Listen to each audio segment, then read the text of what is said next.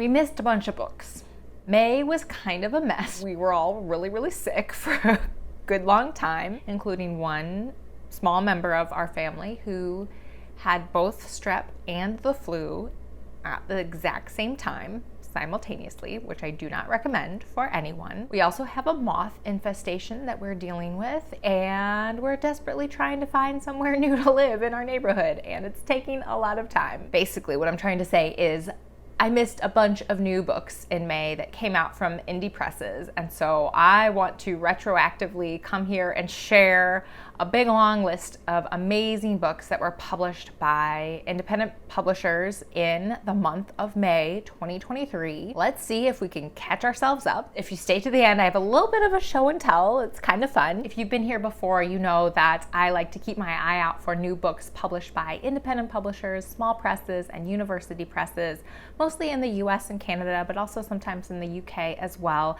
And I have so many amazing books that were published in May that I was so excited to share with everyone, and yeah, it just didn't happen. So here we are. I'm gonna go kind of chronologically through May because that's just how I organize my notes when I'm collecting new book releases, but it doesn't really matter because May is over, so I'm not gonna tell you the date of when each of these was published. Just it's kind of chronological, but it doesn't really matter. First up, from Archipelago Books, we have a book that you might have seen around already because it has been published elsewhere already, but now it is published in the US. It's Whale by Cheon Myeong-kwan, and it's translated from the Korean by Chi-Young Kim. This was shortlisted for the Booker Prize just this past year in 2023 because it was published already by Europa Editions. And again, like I said, in the US, it's being published by Archipelago Books. And Archipelago is a Brooklyn-based nonprofit press that's completely devoted to publishing translated literature. So this book, if you haven't heard of it yet, it was first published nearly 20 years ago in 2004. It is set in a remote village in South Korea, and it follows the lives of three linked characters, so three women. And I've seen the tone described as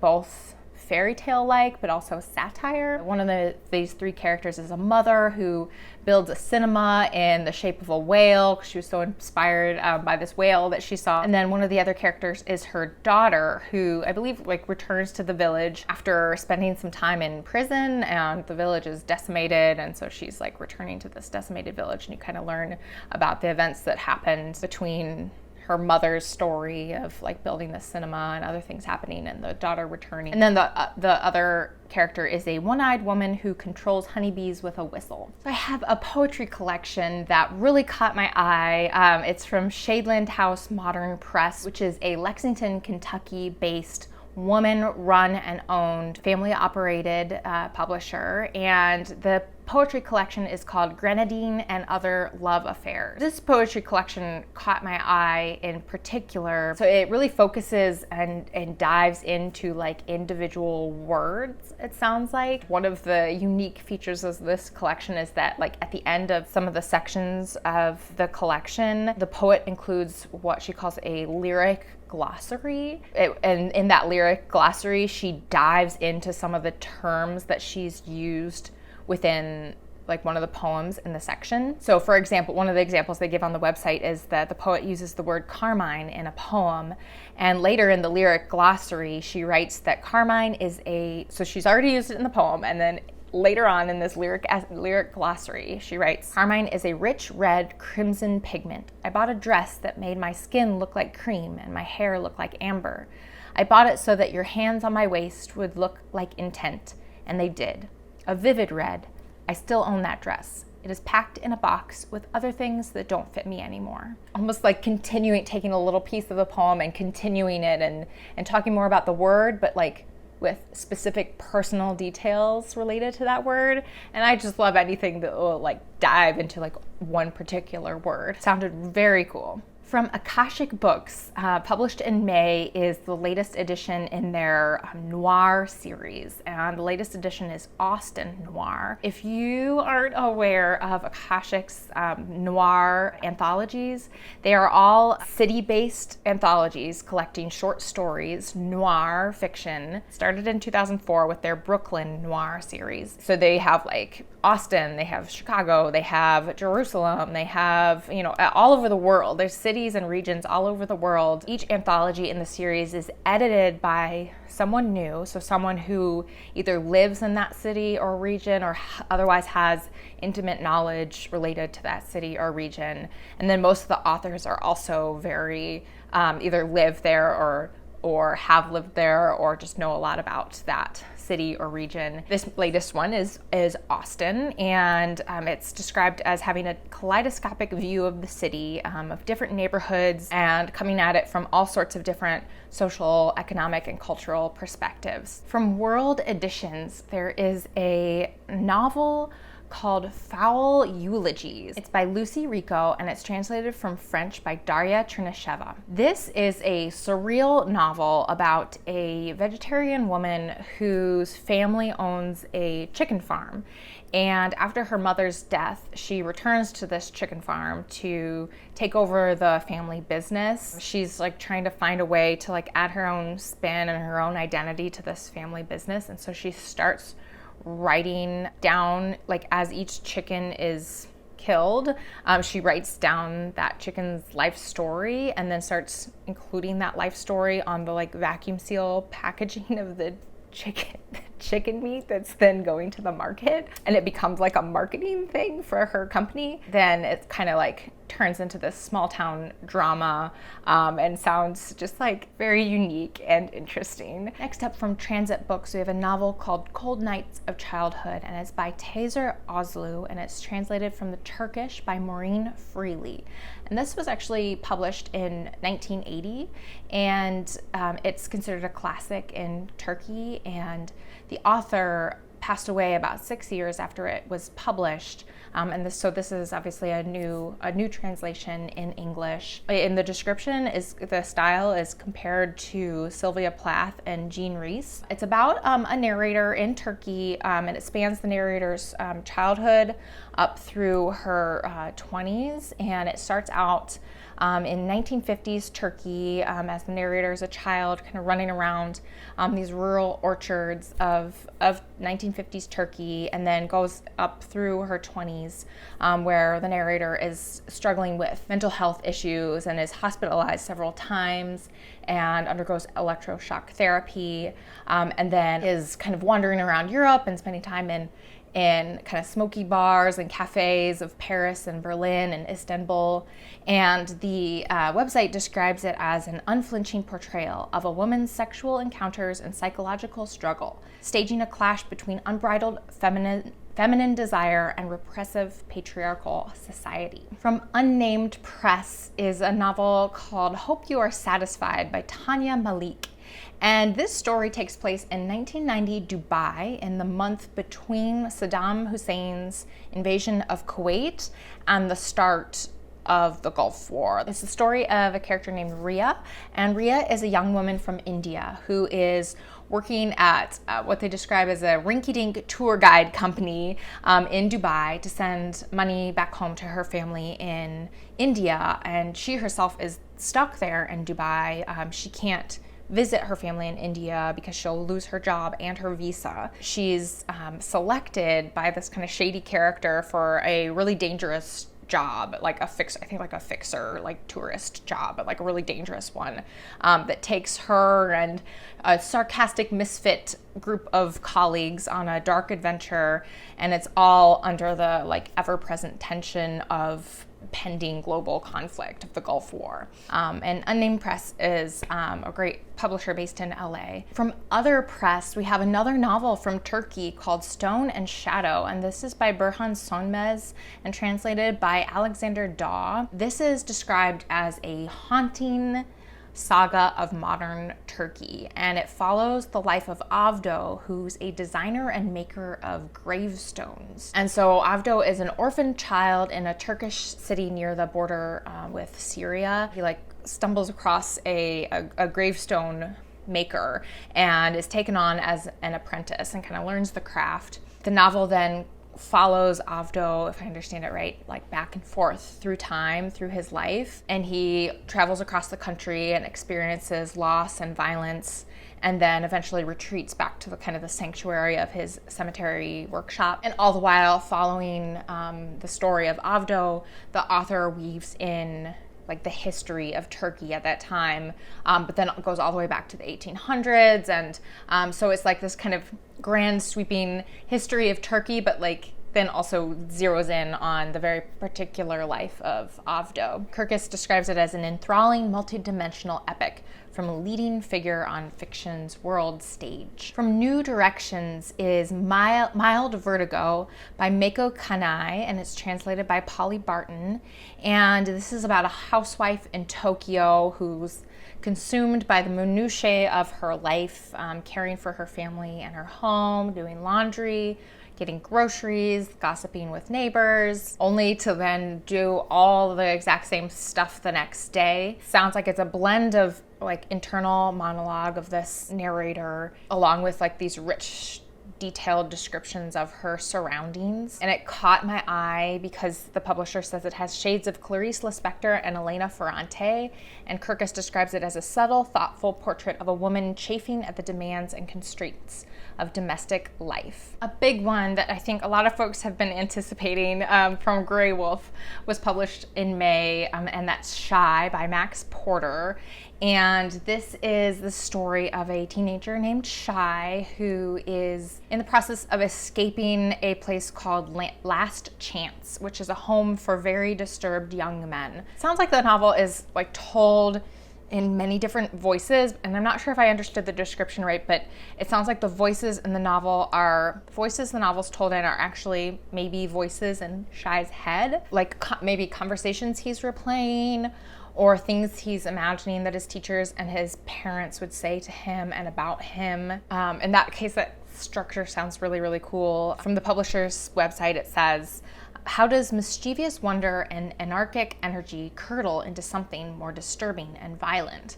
And that particular description of the character reminds me a little bit of Lucia in Jessie Ball's novel called How to Set a Fire and Why. So Lucia is also a disturbed teenager who ends up finding herself joining an arson club in her high school. And it sounds like Shy and Lucia have this kind of similar, like dealing with a really painful past and dealing with living up to the expectations of the people who love them. And so if that's the case, then I imagine I'll love this book. From Soho Press, a kind of disturbing sounding thriller. It's called The Rope Artist, and it's by Fuminor Nakamura, and it's translated by Sam Bett. This is described as a thriller, literary noir, pulpy crime novel that's narrated by two different detectives who are investigating the murder of a bondage teacher in Japan. So I'm just gonna read the description because it's kind of wild. So it says, one dead body rapidly becoming 2,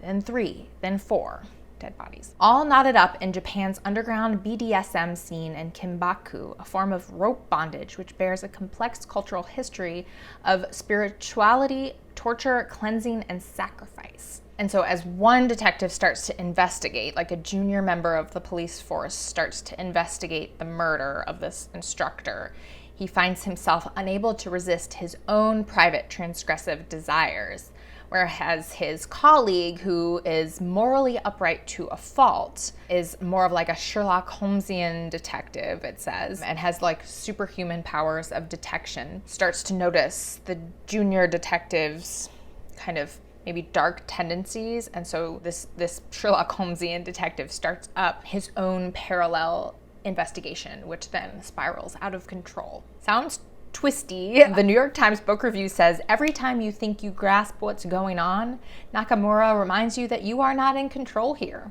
Perhaps you are never in control. Next up is a nonfiction book from Norton called The Story of Art Without Men by Katie Hessel. And this is a book that profiles women artists from all the way from the Renaissance up until present day, and features more than 300 works of art. The author moves through art movements across time and across different periods to provide an alternate history, shifting focus from more widely known male artists to less known female artists of each of these movements. And she also covers many different mediums, and one medium I was excited to see on the list is quilting. I believe it's a shamefully underappreciated art form, and one of the reasons that quilting is not widely recognized or studied as an art form is that it's primarily performed by women and has been across centuries. And textile arts in general are less recognized, less the subject of serious artistic studies, primarily because of textile arts association with the domestic space. So I thought it was pretty cool that there is a section on quilting, and in general it looks just like a really beautiful and intriguing book of art history. From Copper Canyon Press is a poetry collection called West, a translation by Paisley Rechtel. And this is, it's actually a hybrid collection of both poems and essays, and it's written by the Utah Poet Laureate, Paisley Rechtel. And in 2018, the poet was commissioned to write a poem commemorating the 150th anniversary of the Transcontinental Railroad. And the result is this book, which it says draws a powerful, necessary connection between the railroad's completion, so the completion of the Transcontinental Railroad, and the Chinese Exclusion Act between 1982 and 1943. So the poet Rechtel tells the history and cultural impact of the Transcontinental Railroad through the lens of the Transcontinental Railroad workers, and includes historical images and documents, and it just sounds like a really, really fascinating way of looking at the Transcontinental Railroad. From Miami University Press is a novel called Sita in Exile by Rashi Rahatgi. And this is the story of an Indian American woman named Sita who moves to the Norwegian Arctic with her young family. She kind of is struggling to assimilate quite in the way that her husband wants and expects her to. She's also struggling with new motherhood, and Sita is also dealing with feelings of guilt about leaving behind family and friends when she moved to the Norwegian Arctic. And then she begins to discover what the blurb describes as impossible fruits in the forest. Apparently the novel draws upon Hindu mythology and is described as a lyrical exploration of migrant sisterhood and brown motherhood in today's Europe. From Alice James Books, a beautiful publisher of poetry collections, is a collection called I Am the Most Dangerous Thing by Candace Williams. Again, it is very hard to describe poetry collections that you haven't read. So I'm going to just read here. It says, over the course of these poems, the Black queer protagonist begins to erase violent structures and fill the white spaces with her hard-won wisdom and love. I Am the Most Dangerous Thing doesn't just use poetry to comment on life and history. The book is a comment on writing itself. What have words done? When does writing become a form of disengagement or worse, violence? And Kava Akbar says, these poems engage with 100-year-old newspaper articles, quantum physics, legal documents, epigenetics. Like all great teachers, Williams illuminates, complicates, and provokes. From Deep Vellum is a book called This Brutal House by Niven Govindan. And this, I think, came out a while back in the UK because I remember an interview with the author about this book on the podcast Literary Friction. Again, the description from the website is pretty great, so I'm going to read it. On the steps of New York's City Hall, 5 aging mothers sit in silent protest. They are the guardians of the Vogue Ball community, queer men who open their hearts and homes to countless lost children, providing safe spaces for them to explore their true selves. The children have been going missing, their absences ignored by the authorities and uninvestigated by the police. In a final act of dissent, the mothers have come to pray, to expose their personal struggle beneath our age of protest and commemorate their loss until justice is served. Watching from City Hall's windows is a city clerk. Teddy. Raised by the mothers, he is now charged with brokering an uneasy truce. Niven Govindan asks what happens when a generation remembered for a single lavish decade has been forced to grow up, and what it means to be a parent in a confused and complex society. From Temple University is a memoir called Brothers, a memoir of love, loss, and race by Nico Slate. And this memoir explores the author's relationship with his half-brother, Peter Slate, aka XL, a black rapper and screenwriter whose life was tragically cut short. Nico and Peter shared the same white American mother, but they had different fathers. So Nico's father was white, Peter's father was black. And growing up in the 1980s and 1990s in California, it says Nico often forgot about their racial differences until one night in March 1994 when Peter was attacked by a white man in a nightclub in Los Angeles. It says that Nico began writing Brothers with the hope that investigating the attack would bring him closer to Peter. He could not understand that night, however, without grappling with the many ways race had long separated him from his brother. And it says it's an achingly beautiful memoir that presents one family's resilience on the fault lines of race in contemporary America. I also wanted to highlight one really small press that I encountered for the first time this month called I'm not sure if I'm saying this right, but it's called Bordighera Press. They published a bunch of books just this past May, and I wanted to kind of mention them because it's such an interesting publisher.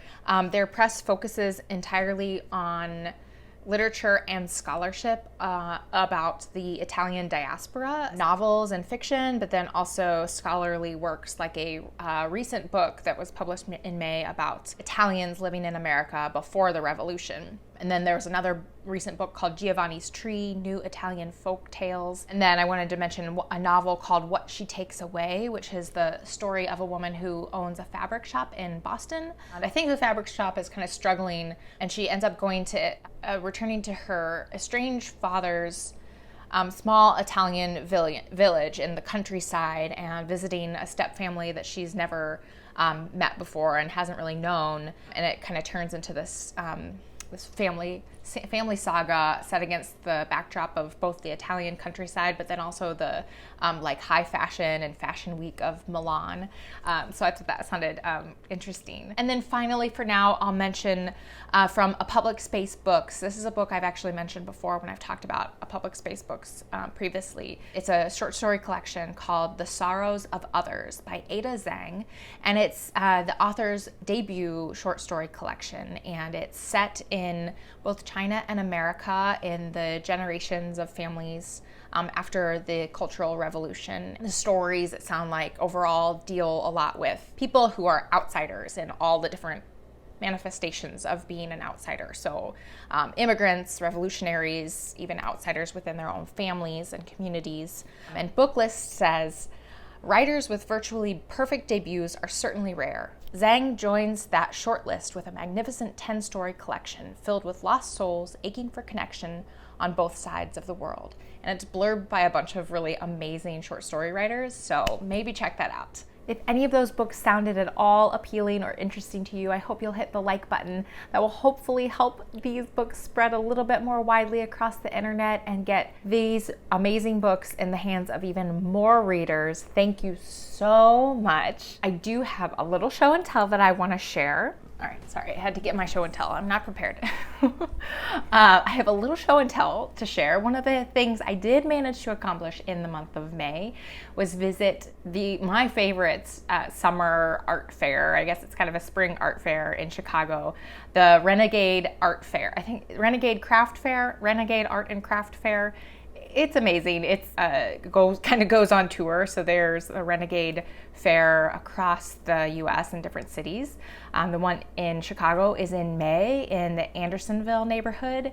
It is just one of the best art fairs, in my opinion, in the city. And it features lots of small independent artisans, everything from clothing to paper goods like cards and bookmarks, food vendors, candy makers, wreath creators. There was a woman there who was selling like little seat cushions and just all sorts of posters and artwork and all pretty affordable too. So it's just such a great fair to go and check out and pick up some fun stuff. And I was walking along Clark Street. The word lit caught my eye. And of course, I see the word lit and I think literature. So I immediately ran over. It was a woman who makes candles, and she calls her company Lit by Lex. I saw the word lit on this candle and I said, yeah, that's a book lover has to have a candle that says lit on it. So yeah, I went up and I started talking to Lex, who is the owner of the company, and she shared that not only when you buy a candle do you get this beautiful smelling candle, but you also, she has a QR code that takes you to a playlist that is specifically tailored for like that scent of candle that you have, or like she categorizes them by color. So I ended up buying the orange one. I was between orange and purple. So I bought the orange, one of the orange series. And so she has these playlists online that are tailored for the orange series. And she puts the little QR code, like the QR code is there on top of the candle. And you go and you listen, you light your candle.